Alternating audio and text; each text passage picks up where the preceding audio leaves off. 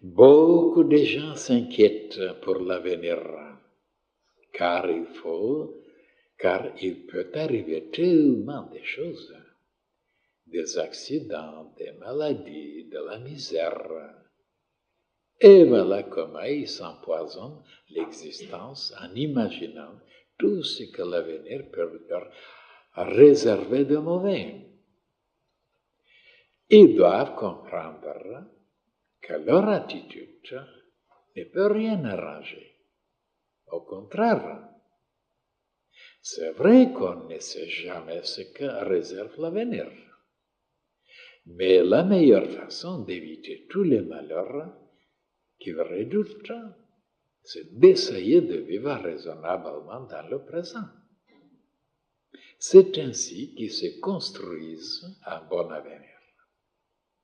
On ne peut pas construire son avenir avec un mauvais présent, car il n'y a pas de séparation entre les deux. Si votre présent est obscur et stupide, et ne croyez pas que votre avenir va être illuminé. C'est exactement comme si vous voulez édifier un palais sur une base d'argile, tout s'écroulera. Alors, si vous avez mal vécu une journée, essayez au moins d'enrayer les effets avant de vous coucher, en ayant les meilleures pensées, en prenant les meilleures décisions pour le lendemain. À ce moment-là, ces pensées, comme des abeilles, iront tout nettoyer et réparer pendant la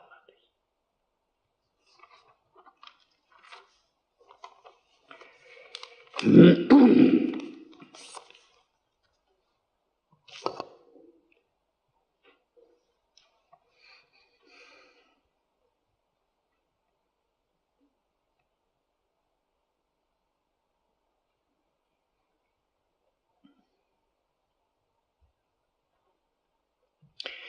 J'ai déjà parlé, vous voyez, dans le passé, à ce sujet. Comment certaines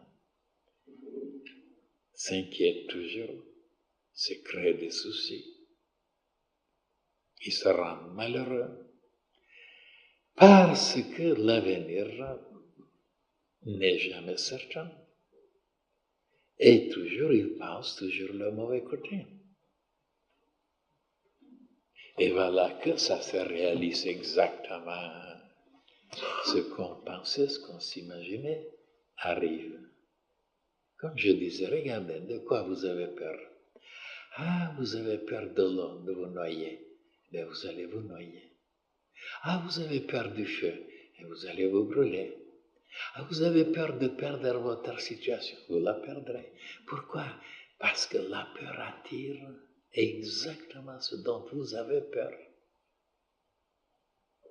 Et voilà comment les gens ne connaissent pas ces choses-là. La peur attire toujours ce dont vous avez peur.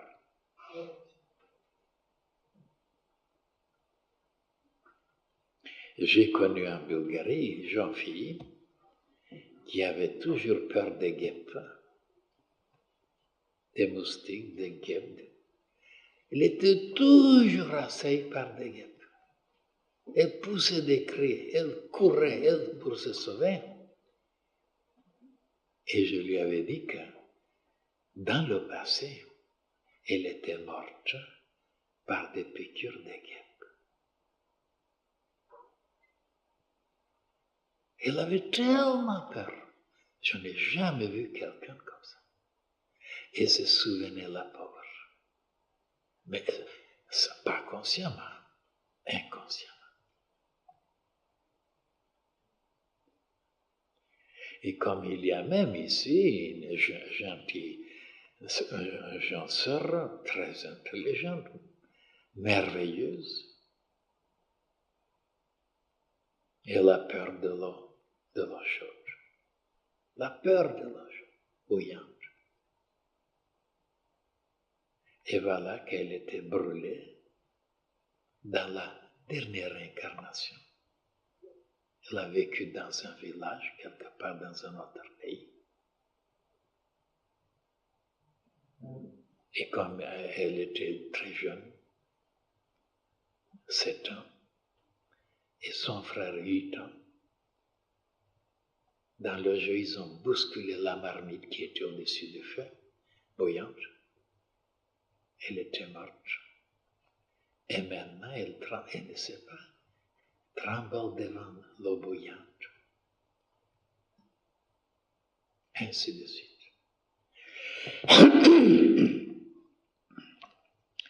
J'ai connu aussi une sœur dans le passé.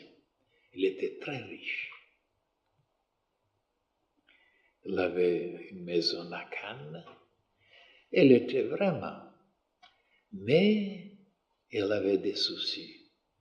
Elle était toujours très triste, très malheureuse. Parce que son avenir, elle pensait à l'avenir. Tout ce qui était mauvais dans l'avenir. Alors je lui ai dit, pourquoi vous ne vivez pas dans le présent? Dans le présent, vous avez tout ce qu'il faut. Rien ne vous manque, vous n'êtes privé de rien. Alors vous pouvez être tellement dilaté, tellement heureuse, tellement, n'est-ce pas, bien disposé envers tout le monde et de vivre le présent dans la joie, dans l'amour et dans la lumière. C'est extraordinaire son cas. Malgré les possibilités matérielles qu'elle avait, et même les possibilités spirituelles, elle avait une intelligence, elle lisait beaucoup, elle connaissait l'astrologie. Mais elle était malheureuse, malgré le présent, parce qu'elle vivait dans l'avenir.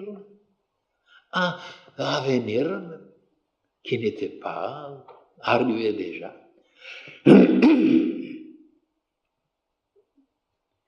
C'est extraordinaire comment certains sont préparés comme ça, de vivre. C'est le présent qui est le plus important. Et d'autres, ils vivent dans le passé, sans aller dans le passé. Ils étaient des pharaons, ils étaient des rois, des impérieurs, des princesses, des princes et des princes. Et maintenant, dans quel présent ils sont, alors ça n'a aucune importance. Comme il y en a beaucoup, déjà ils sont ratatinés, ils sont ramollis, ils racontent aux autres comment ils dansaient, comment ils avaient des victoires, comment ils avaient beaucoup d'amants, beaucoup de maîtresses. Et dans la guerre, ils étaient tellement héroïques, toujours avec le passé. Ils se régalent, ils se gargarisent avec le passé. Et c'est tellement vrai, je vous assure, moi j'ai rencontré des gens, et d'autres, c'est dans l'avenir. Et il y en a aussi beaucoup qui vivent dans le présent. Mais alors, de savoir que le présent, c'est un résultat du passé, et le présent, ce sera la cause de l'avenir. Ah, c'est très important de savoir ça. Pourquoi le présent est tel et tel aujourd'hui? À cause du passé. C'est mathématique. C'est ordonné, c'est absolu. Le présent explique le passé. Et maintenant, le présent prépare l'avenir. Comment vous pensez, comment vous travaillez, comment vous vous comportez, comment vous agissez. Ah, c'est votre avenir. On peut prédire votre avenir. C'est lui qui connaît les relations, les liens absolus, les correspondances, peut vous prédire votre avenir, même l'avenir lointain, et ce sera absolument vrai aussi. Pourquoi? Parce que c'est comme ça. L'avenir n'est rien d'autre que la conséquence du passé et du présent. Et maintenant, je vous donnerai un exemple. Regardez-moi. Vous voulez que le lendemain, demain, ce sera magnifique votre journée, magnifique. Finissez tout, arrangez tout aujourd'hui. Ne laissez rien traîner pour demain. Et demain, vous verrez comment les choses se présentent. Mais si aujourd'hui, vous avez cassé des choses, vous avez détruit certaines choses, solides, et vous n'avez pas arrangé, vous n'avez pas payé, vous n'avez pas liquidé, demain vous vous préparez des amendes, des poursuites, des querelles, des accidents. C'est normal.